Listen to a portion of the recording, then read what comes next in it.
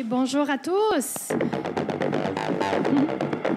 Bienvenue à cette nouvelle édition des Miam. Merci à tous ceux qui sont présents en salle aujourd'hui à l'amphithéâtre du CHUM, ainsi que tous ceux qui nous suivent en direct sur Facebook Live. Nous sommes heureux de vous avoir parmi nous.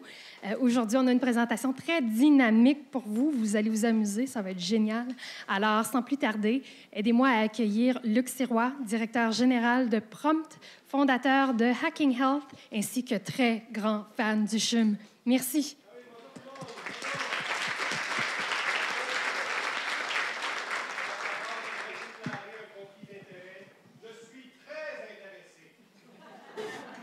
Et entre autres, des affiliations financières et autres avec certaines organisations, avec ou sans but lucratif, dont Reax, Prompt, Hacking Health, etc. Et ça, c'est une très belle compagnie. Alors,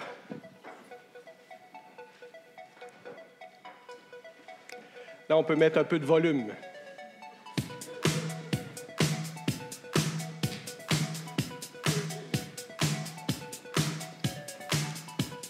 Encore un peu de volume.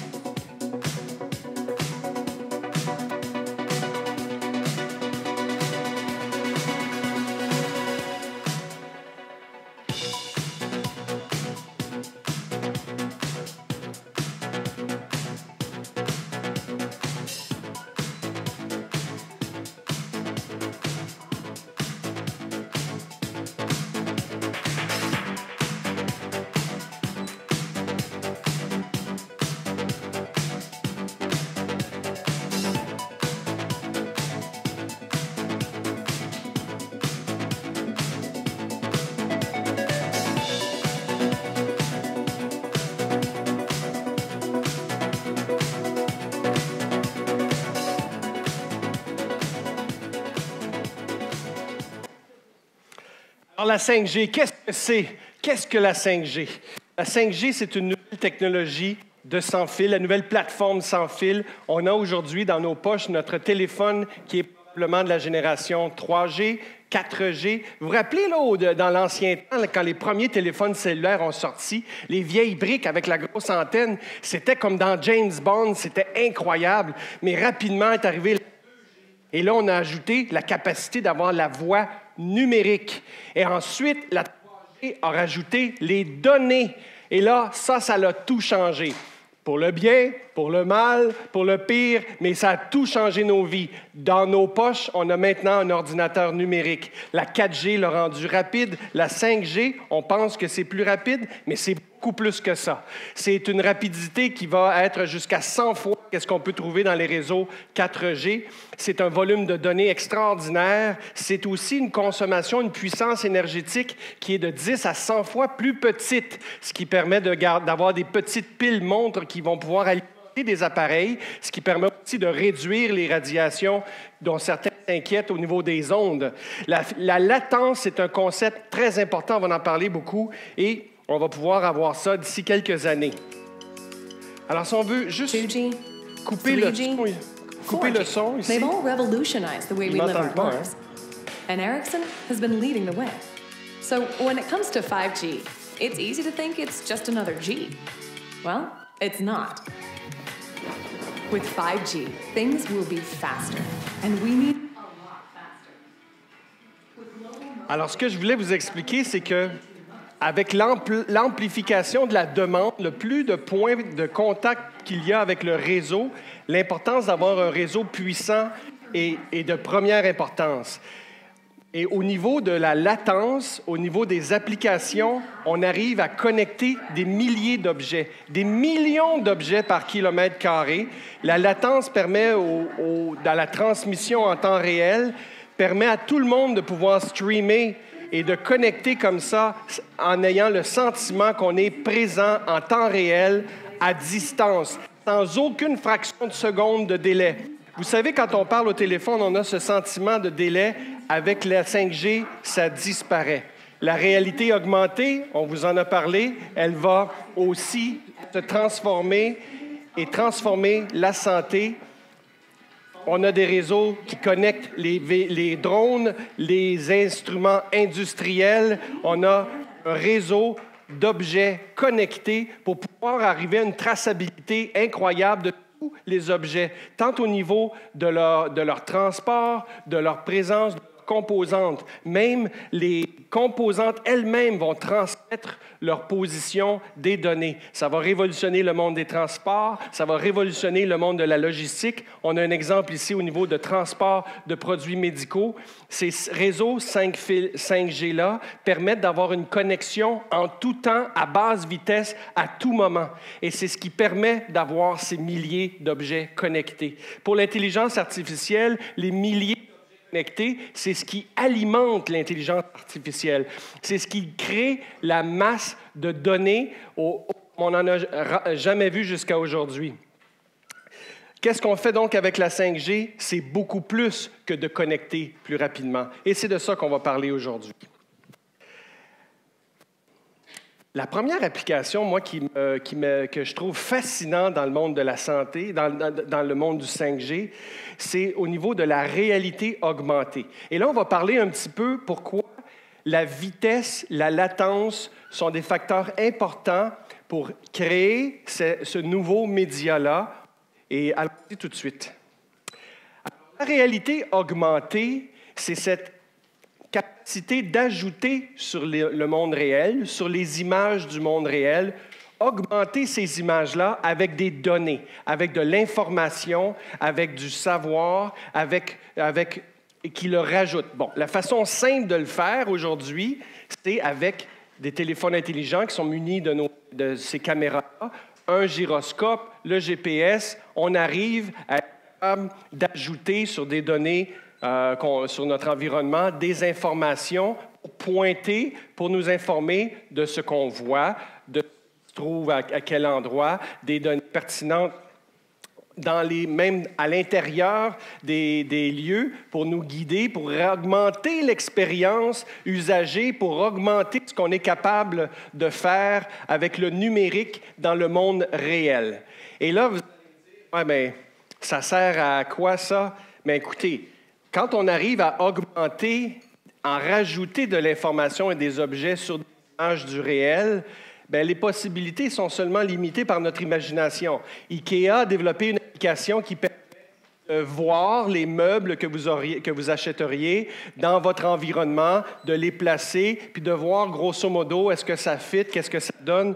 D'autres applications que moi je trouve extrêmement fascinantes sont au niveau du monde industriel, où là, à distance ou avec l'aide de ces applications de réalité augmentée, les techniciens peuvent ajouter un niveau d'information par-dessus les composantes mécaniques, par-dessus les appareils, pour arriver à ou bien être formés sur l'usage, la réparation, la maintenance de ces appareils-là, ou bien de pouvoir être assistés à distance par des formateurs, par des spécialistes qui interviennent à distance. Et là, imaginez, là, quand que votre grand-mère vous appelle pour leur allumer le maudit VCR, là, et que vous n'êtes pas capable de lui dire sur quel bouton peser, là, bien, cette époque-là va être révolue grâce à la réalité augmentée, puisqu'on pourra voir et pointer sur l'appareil en question le fameux bouton sur lequel appuyer, et ça change le monde. Imaginez dans le monde de la santé comment ça peut changer. Là, on voit à partir d'une tablette ou d'un téléphone comment on augmente la réalité de l'image que la tablette voit.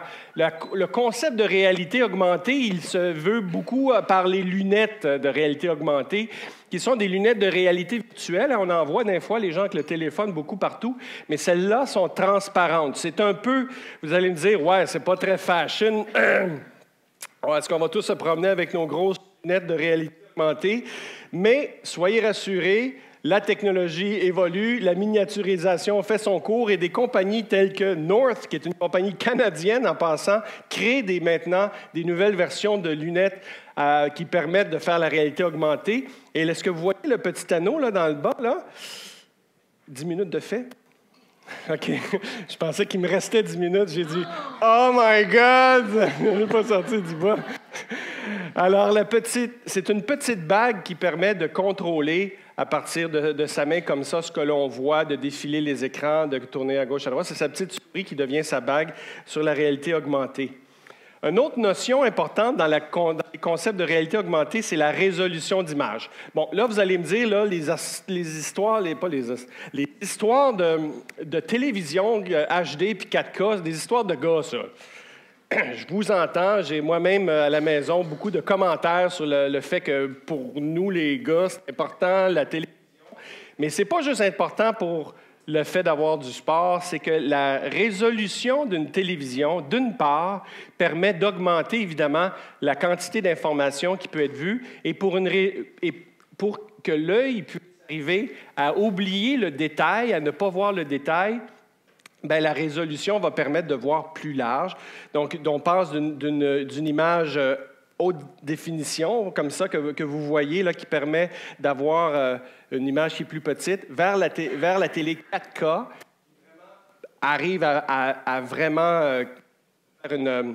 C'est fascinant comment c'est fort à la télé 4K. Ceux qui ont regardé ça, le détail, là, c'est... Mais si vous pensez qu'on a fini là, vous vous trompez, là. Est-ce que vous aviez entendu parler de la télé 8K? Eh bien, mesdames et messieurs, c'est fait. Et là, on arrive à tout un autre niveau parce que pour l'œil, on pense que c'est juste pour voir plus large, pour voir plus de choses. C'est que pour l'œil, une vision 20-20, c'est une vision qui permet de distinguer des objets de 1 seconde de degré, donc 1/60e de degré à 20 pieds. Donc, un œil qui va avoir une vision parfaite va pouvoir distinguer des détails de cette finesse-là, ce qui est très petit. Donc, pour être capable de reproduire cette finesse-là, c'est le genre de télévision, c'est le genre d'images qui sont requises. Quand on évolue puis quand on avance vers la réalité virtuelle, vers recréer ou projeter des mondes différents pour les gens, on a besoin que ces mondes-là soient réels. Donc, que la perception de l'image soit la plus fine et la plus réaliste possible. Ces casques, qui ici a déjà vu des casques de réalité virtuelle? Hein, pas mal, oui, la moitié des gens ont déjà vu ça. Celui-là, vous l'avez certainement jamais vu, c'est le nouveau modèle de Samsung qui a été lancé au Consumer Electronics Show à Las Vegas. C'est en grande première et donc, il insère 2 écrans 8K qui permettent donc d'avoir une vision complète à 360 degrés, mais avec une résolution qui reproduit l'image réelle avec la capacité oculaire. Là, on voit, j'essaie ici avec le projecteur, c'est difficile de rendre justice à l'importance de la résolution, mais une image standard va être granulaire. Une image haute définition, vous avez maintenant chez vous dans vos maisons, vous voyez une image 4K amène ça à un autre niveau. Et c'est ça qu'on essaie d'illustrer ici, là. Bon, un problème avec ces images hyper réalistes-là, c'est qu'elles sont gigantesques. Les données requises pour une seule image, ici on regarde seulement pour 1 minute de film en résolution haute définition, on parle de 403 mégabits là, en HD. Pour 8K, c'est 6 gigabits pour 1 minute. Donc, imaginez là, sur vos forfaits cellulaires, vous, à la maison, là, vous avez pris combien de données? Qui ont pris 2? On lève la main. Qui ont pris 4? Qui ont pris moins que 2? Oh my God! Imaginez, là. Donc, c'est inimaginable sur les réseaux actuels. Inimaginable d'avoir un streaming de ces images-là à cette résolution-là sur les réseaux actuels. C'est pas possible. Par contre, avec le 5G, ça devient possible. C'est le genre de technologie qui permet de faire ça. Parce qu'on augmente là, entre le 4G et la 5G la vitesse de 100 fois. Donc, une vidéo haute définition va prendre seulement quelques secondes à télécharger. Là, tantôt, j'ai parlé de la latence. Bon, la latence, vous avez certainement un peu une notion de qu'est-ce que ça représente. C'est le temps de réponse entre une commande et la réaction. La latence est importante pour plusieurs raisons, puis on va le voir, mais vous avez peut-être détecté quand vous avez une conversation téléphonique au cellulaire, vous venez pour interrompre quelqu'un, mais là, la personne continue de parler, là elle s'arrête parce que là, vous parlez, mais là, c'est dur d'avoir une conversation très animée, très naturelle, à cause qu'il y a une latence. Il y en fait, il y a une demi-seconde de délai l'envoi et la réponse. Bien, cette demi-seconde de délai-là fait qu'une conversation n'est pas tout à fait naturelle. Quand on tombe dans l'univers de la réalité virtuelle, elle est mortelle. Parce que la réalité, on ne peut pas bouger, on ne peut pas regarder à gauche, à droite, bouger les yeux, vivre dans la vraie vie avec des demi-secondes insérées à toutes les choses que l'on fait. Ça devient une expérience qui est non seulement pas naturelle, les maux de cœur, les difficultés de vivre avec ces médias-là sont réels. Puis là, j'ai sorti, là, mes enfants me disent tout le temps, puis je suis sûr qu'ils vous disent la même affaire, « Mais qu'est-ce que ça donne, l'école, tu sais? » Tu sais, là, on fait des mathématiques, ben voyons donc, qu'est-ce que ça fait? Hey, là, j'ai dit, hey, là, après 25 ans de ma je vais leur prouver que ça sert, les mathématiques. J'ai dit, bon, là, vous reconnaissez une image de jeu vidéo ici.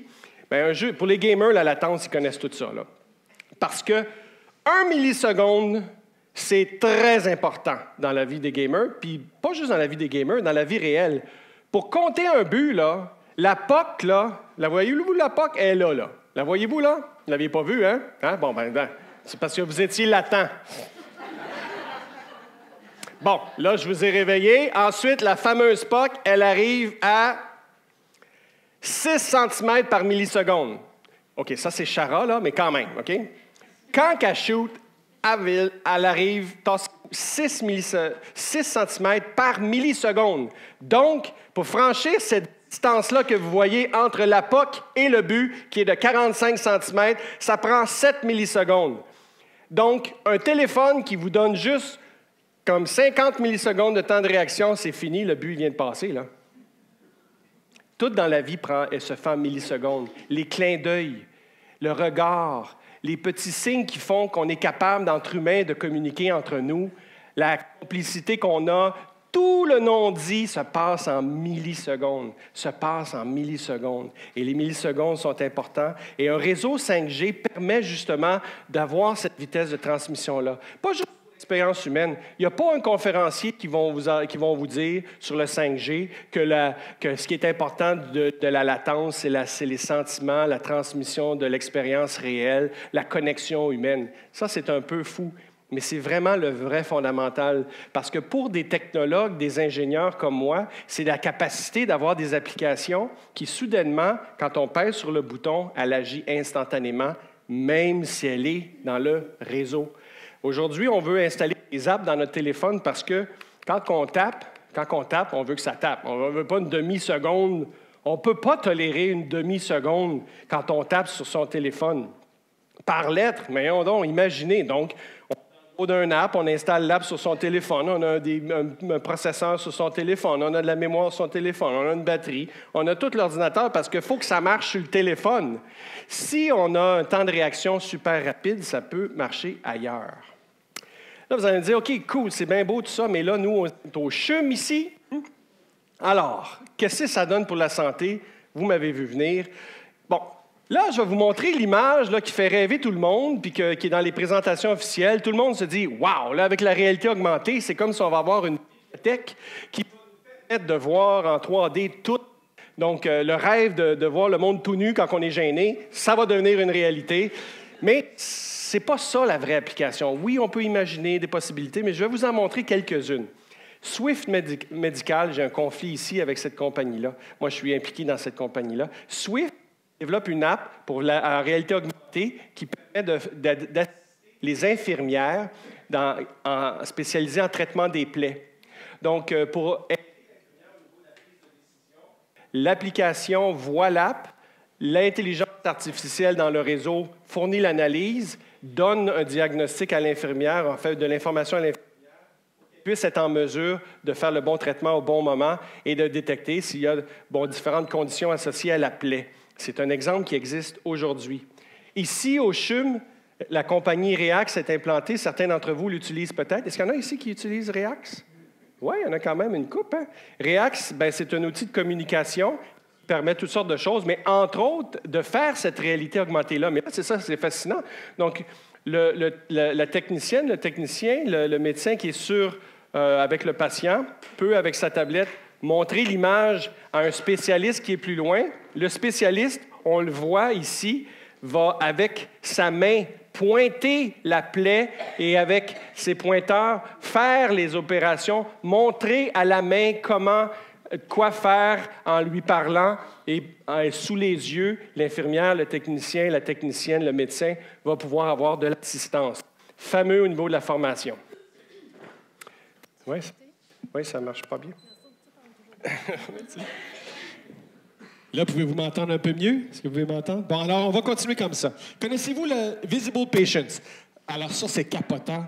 C'est une start-up de Strasbourg qui crée un modèle de patient. Parce que vous savez, quand on va en voyage, hein, on ne part pas sur un nowhere en se disant, ben ça, il y a des hommes qui font ça, ils partent, là, puis ils figurent comment on va se rendre au fur et à mesure. Mais, tu sais, les gens planifient leur voyage, prennent Google Maps, prennent des maps, décident comment leur voyage va se faire. Visible Patient, c'est pour pouvoir planifier correctement sa chirurgie en faisant un modèle virtuel du patient. Donc, avec une image CT scan qui est segmentée, l'anatomie réelle du patient est reproduite. Le chirurgien peut planifier sa chirurgie comme il faut sans avoir à gosser pendant, parce que c'est bien beau partir sur un nowhere en voiture, là, mais en chirurgie, c'est pas le temps. Tu ne pars pas sur un nowhere en chirurgie. Alors là, le chirurgien planifie. Là, par contre, quand il arrive à la salle de chirurgie, le problème, c'est que c'est bien beau, là, il peut voir sa carte, mais l'écran, dans le fond de la salle d'opération, ça ne marche pas. On peut même arriver, déjà c'est bien beau, là, mais on peut même arriver maintenant, avec la réalité augmentée, à projeter le modèle virtuel du patient sur le patient réel. La technologie a été développée aussi pour faire le gating, donc parce que l'anatomie bouge, hein, le patient respire, le cœur bat, donc la réalité n'est pas nécessairement égale au modèle 3 dimensions qui a été conçu à l'origine, et l'un bouge, l'autre ne bouge pas. Mais la technologie aujourd'hui permet de faire le gating, donc d'attacher les points au vrai point de l'anatomie pour que le chirurgien, puisse voir l'anatomie du patient à l'intérieur, sous la peau, pendant qu'il fait sa chirurgie laparoscopique, et peut donc guider tout en voyant à partir du modèle. Ça permet beaucoup, entre autres, là, ici, on voit un exemple où l'anatomie est projetée sur le patient, donc sans lunettes de réalité augmentée. On voit une espèce de projecteur, là, l'engin en gris là, qui est par-dessus le patient projette l'image, et ça permet, entre autres, d'identifier les points d'entrée et de fournir une assistance. Au niveau de la chirurgie orthopédique, la réalité augmentée permet, entre autres, de mesurer plus précisément des choses très de base, mais qui sont précises et importantes au niveau de la mesure des angles, la mesure des grandeurs, etc., en aidant le chirurgien à avoir ces données quantitatives en cours inopéro, en cours de chirurgie. Une application qui n'existe pas aujourd'hui, parce que tous les gens vont vous dire « Ah, le futur de la 5G, c'est que ça va permettre les chirurgies à distance. » Mais laissez-vous pas raconter trop d'histoires, parce que la chirurgie à distance, premièrement, ça existe aujourd'hui. Ça fonctionne très bien sur fibre optique. Si on veut avoir un réseau 5G pour faire ça, c'est parce qu'on veut faire une chirurgie dans un igloo, là, puis ça, je ne suis pas sûr que ça va vraiment arriver. Par contre, d'assister des ambulanciers, d'assister des techniciens, des infirmières en situation d'urgence pour pouvoir avoir un spécialiste, pour pouvoir avoir un intervenant qui le guide, comme vous l'avez vu, en lui montrant quoi faire, en lui pointant des choses, en lui chuchotant l'oreille, en lui disant, en commentant, en répondant à ses questions, parce qu'il est avec lui en personne de façon virtuelle, c'est bien réel. On peut même, vous avez vu dans la vidéo d'entrée, c'est les fameuses écolières et écoliers qui jouaient à une espèce de jeu de balles virtuelles à la tag. C'est des genres de e-sport qui sont possibles, donc des entraîneurs virtuels, de faire jouer les enfants dehors, de faire jouer les gens dehors au coopératon ici à King Health, qui a eu lieu ici sur la scène, ici présentement. Il y a une application. Ah, j'aurais dû montrer l'image. Hey, je suis pas fin de ne pas avoir pensé à ça. Un petit chien virtuel va donc vous accompagner pour vous faire de l'exercice, parce que le petit chien, il faut qu'il aille marcher. Et puis là, vous allez le chercher partout, puis là, vous allez suivre le petit chien un petit peu partout. Capotant, hein? Là, je vous entends, ouais. Le monsieur de la technologie, là, il capote, là, puis c'est pas vraiment comme ça dans la vraie vie. Hein, c'est sûr. C'est pas comme ça vraiment dans la vraie vie. aujourd'hui. Y en a-tu qui reconnaissent ça? C'est cool. Hein? Ça, c'est le monstre. C'est l'extraterrestre, le monstre à abattre dans Space Invader. Space Invader, avant Space Invader, il y avait Pong, là. Ça, y en a-tu qui ont eu Pong à la maison? Y en a-tu qui ont eu Pong à la maison? Hey, pas pire, hein? Non, mais c'était-tu quelque chose? On pouvait jouer des heures de temps, là. Bing, bing, la balle qui allait d'un bord à l'autre, puis il fallait déplacer la tablette. Ça, c'était pas de la HD, mais ça marchait en temps. Ensuite, évidemment, est venu Space Invader. Bon. Fait que quand on voulait montrer un film de qu'est-ce que c'est un jeu vidéo, on montrait ça. Et puis, c'était capotant, là. Ready Player One, mais ça, c'est l'original. Ouais. Non, mais c'était quelque chose, là. Puis ça, la résolution de ça, on voit tous les pixels, là, c'est la basse résolution. C'était ça. Fait que rappelez-vous de ce film-là, parce que donnez-moi 60 secondes, puis je vais vous montrer qu'est-ce que c'est aujourd'hui, un jeu vidéo. Parce qu'on avait ça en 1978, quand ça a sorti. Puis voyez où est-ce que je m'en vais avec ça, là. 1978, c'est ça qu'on avait dans nos maisons. Il y en a des gens qui l'ont acheté, nos enfants ont tous joué à ça. Moi-même, j'ai capoté. Qu'est-ce que je dis, nos enfants? Nous autres. La version améliorée, c'était Galaga, parce que là, c'était en couleur. Puis là, il bougeait en rond, puis il y avait des étoiles dans le fond. C'était une grosse amélioration, franchement, là, c'était... Mais là, Super Mario est arrivé, 1990.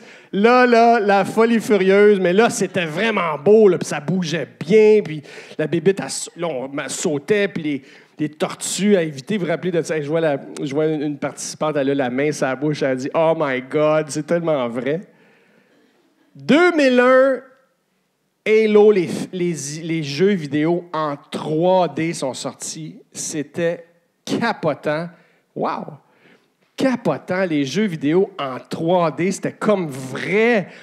On voit, mais c'était comme vrai. Voyez-vous bien là, l'écran, vous autres? C'est sombre, hein? Moi, je vois bien, oui. Mais, bon, mais tu sais, quand même, quand tu regardes comme il faut, tu vois, c'est quand même des plans plats, des lignes droites, de la texture un peu... mais quand même, hein, c'était cool, hein? 2001. Le même jeu, 10 ans plus tard, là c'était plus des lignes carrées. Écoute, là, c'était d'un réalisme fou. Réalisme fou. Mais jusqu'à temps qu'on arrive en 2014, le réalisme là, prend une autre dimension. La puissance de calcul est là, la résolution est là, la densité des points est là. On arrive ailleurs, là. Ces univers-là sont plus juste un écran. Là. Tu ne fais pas juste un niveau. Tu vis dans une ville. Tu vis dans une ville avec toute son infinité de détails. Des jumeaux virtuels. Ce mot-là, vous l'avez entendu ici. Là. Vous allez l'entendre beaucoup maintenant. Des jumeaux virtuels, des jumelles virtuelles de villes, d'un réalisme fou. Regardez-moi ça. Et aujourd'hui, les films de jeux vidéo, c'est pas Space Invader.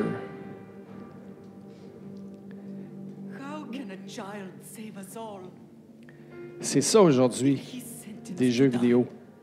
C'est ça aujourd'hui qu'on arrive à faire avec un ordinateur. C'est ce niveau d'évolution-là qui n'est pas seulement linéaire, mais qui est exponentiel. On arrive à faire des choses qui n'étaient tout simplement pas imaginables avant. Et aujourd'hui, ce sont nos enfants qui sont les utilisateurs de ça. Pour leur réalité, c'est ça. On dit qu'ils sont digital native, on dit qu'ils sont nés dans un monde numérique. Ils sont nés plus que dans un monde numérique, ils sont nés dans un monde où on est au début d'une révolution numérique par l'image. On arrive à recréer des choses qui étaient tout simplement pas possibles avant.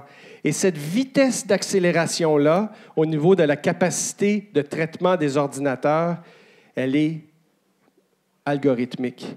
On parle même d'avoir la capacité d'un cerveau humain d'ici une dizaine d'années reproduite par un ordinateur en termes de puissance de traitement, et d'ici 2045, d'avoir la puissance de traitement de l'ensemble des cerveaux de l'humanité dans une machine.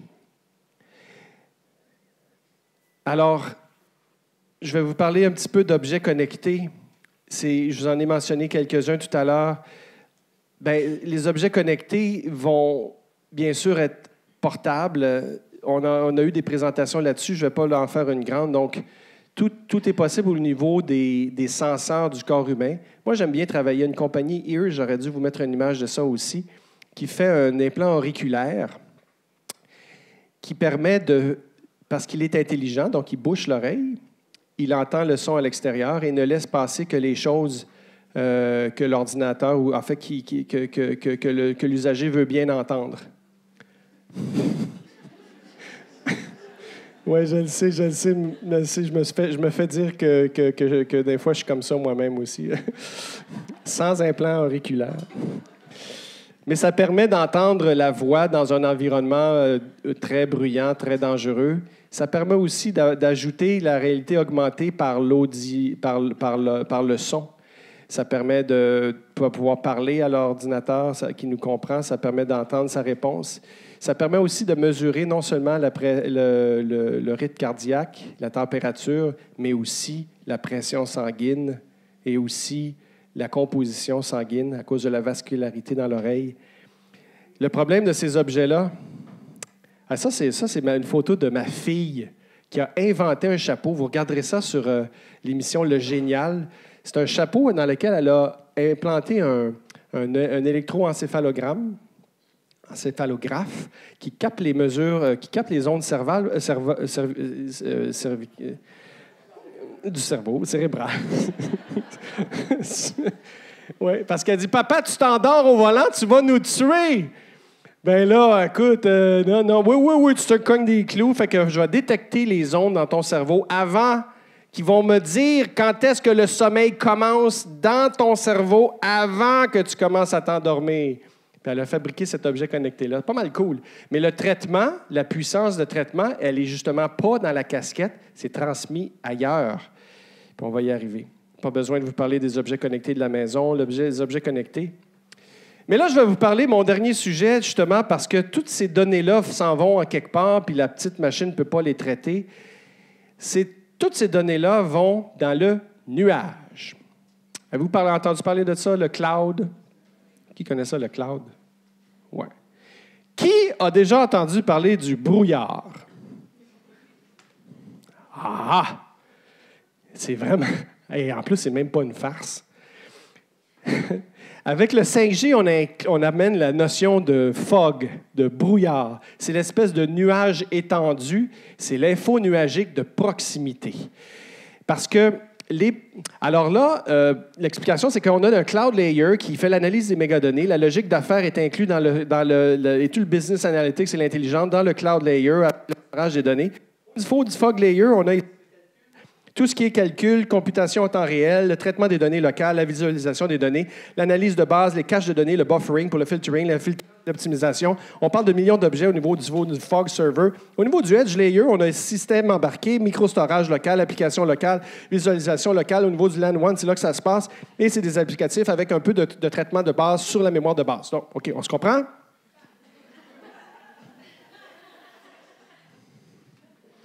Êtes-vous dans le brouillard, là? Alors, laissez-moi reprendre ça tranquillement. Mesdames, messieurs, écoutez bien.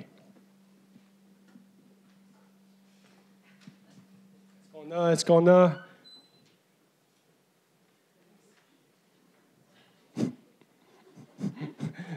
Oups! Là, ici, on fait une petite claquette. Messieurs dans la régie, il y a un message pour vous.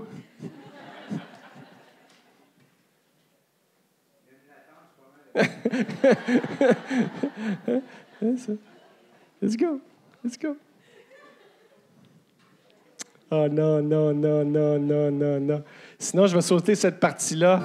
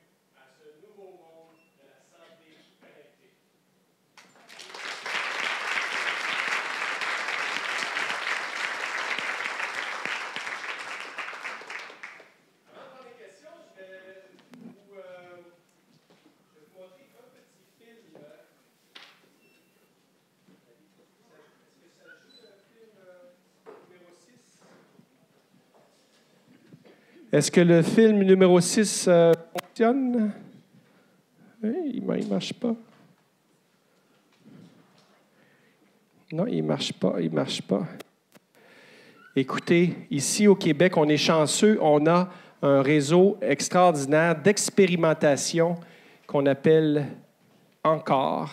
Ça a été déployé par plusieurs grandes compagnies avec le gouvernement du Québec, le gouvernement du Canada. Ça veut dire évolution des services en nuage dans le corridor Québec-Ontario pour la recherche et l'innovation. Et ça permet de tester toutes ces nouvelles technologies-là qu'on pourrait bien inventer, qui pourraient fonctionner sur le 5G. Certaines pourraient être dans le secteur de la santé. C'est des laboratoires, un qui est installé dans le Santec, l'ancien planétarium d'art. Vous voyez là la première antenne 5G qui a été installée sur le toit de l'ETS, tout en haut. Il y en a un à Québec. Et on invite les gens à soumettre leurs projets. Peut-être en aurez-vous dans le cadre du prochain Hacking Health, dans le prochain hackathon au CHUM ici. Peut-être aurez-vous des idées sur des nouvelles technologies à inventer qui vont utiliser le 5G. Alors, mesdames et messieurs, merci beaucoup pour votre attention.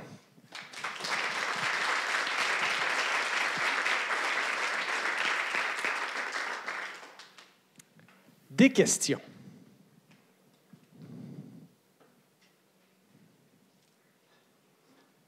Vous êtes bouche bée.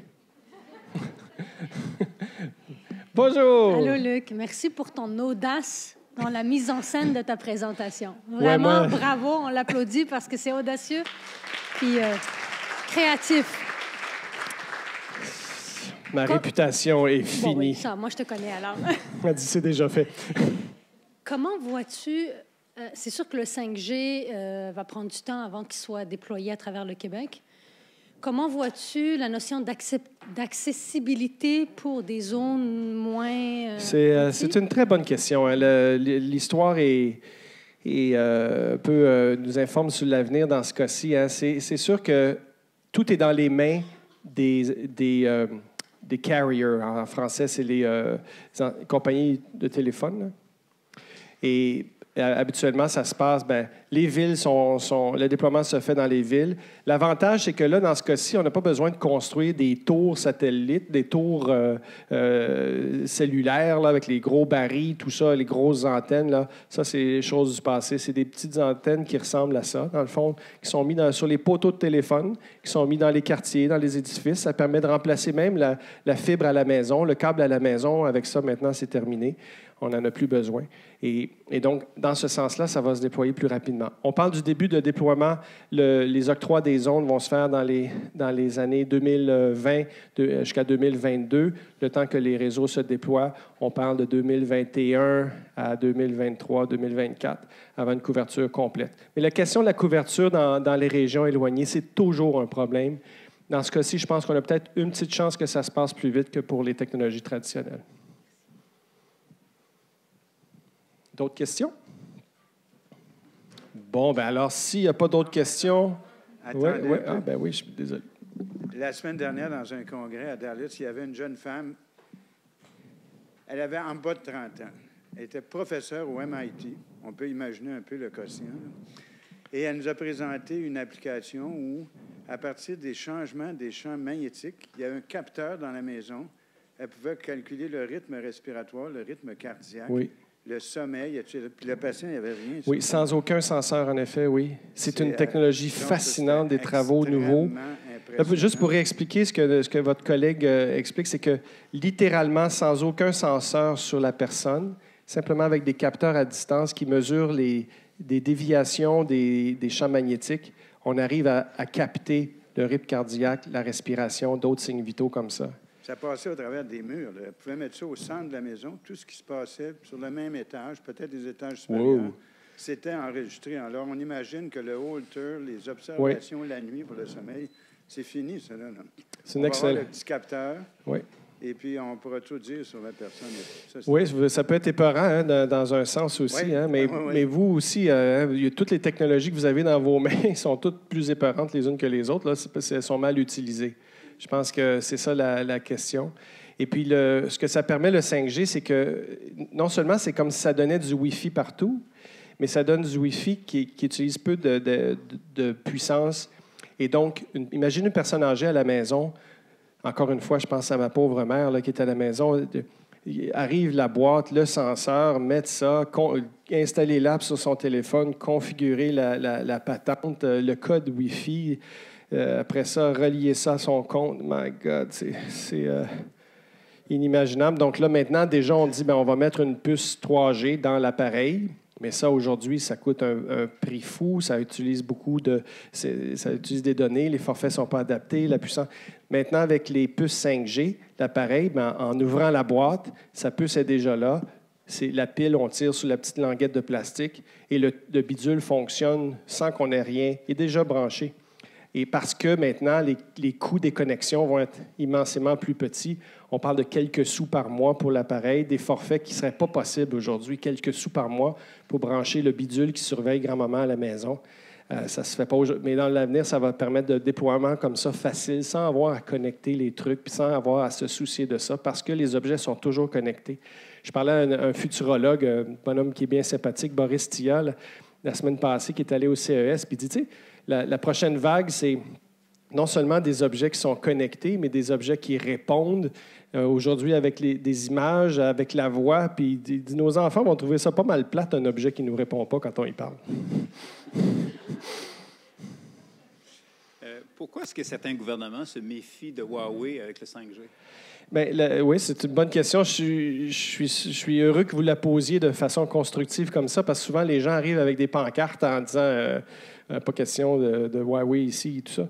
C'est qu'on craint que parce que c'est un manufacturier qui est installé en Chine, que le gouvernement a tellement de contrôle sur les manufacturiers qu'ils insèrent dans les équipements, dans l'antenne, là, la fameuse antenne 5G ici, puis dans le réseau qui est connecté à l'antenne, là, dans le fameux cloud.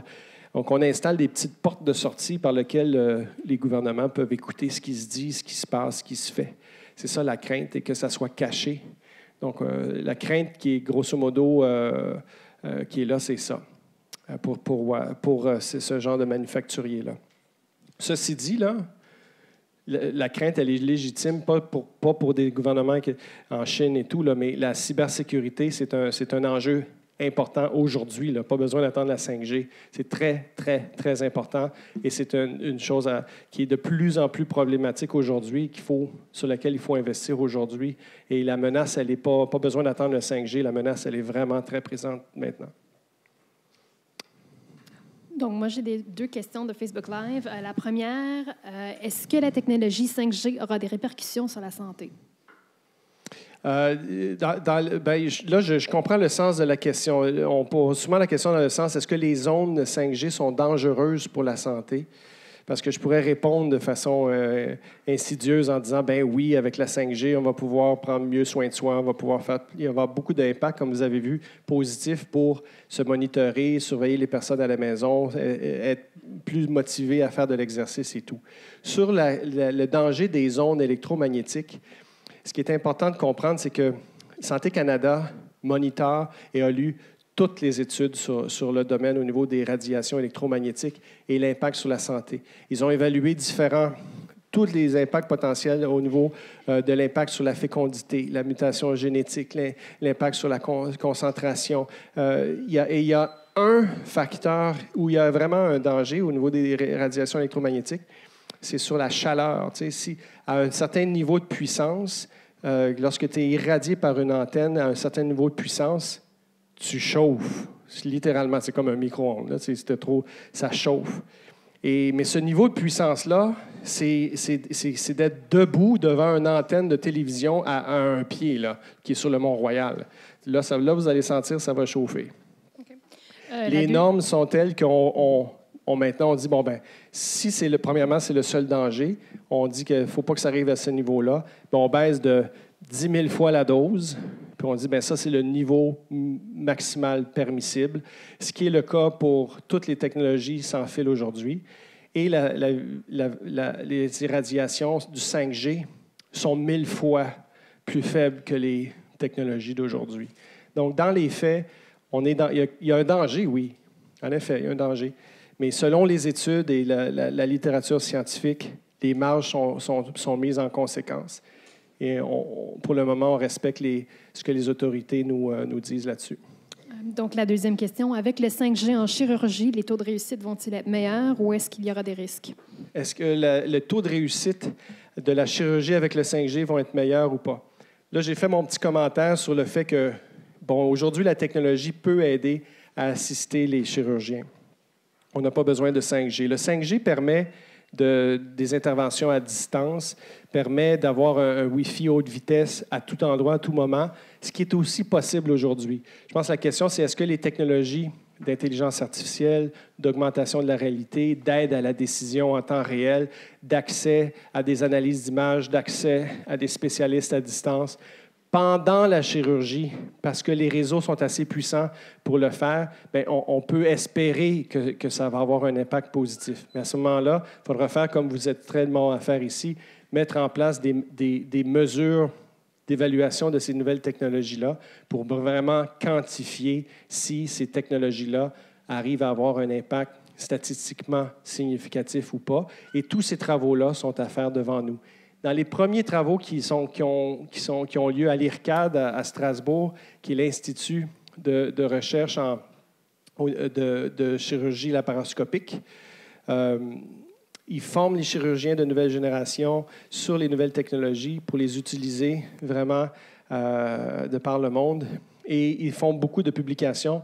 Et évidemment, là, les premières publications montrent une corrélation entre la diminution du temps de chirurgie, le niveau d'éveil du chirurgien et de l'équipe d'opération. Et on n'a pas encore de données sur l'outcome au total, mais ça pointe dans la bonne direction. Alors, mesdames et messieurs, bon 5G. Merci à tous. Un petit rappel que le 26 mars, ce sera une présentation de Michael Chassé pour le MIAM. Merci. Inscrivez-vous. Et ceux qui ont des adolescents parmi vous, venez me voir, on a un camp techno pour eux.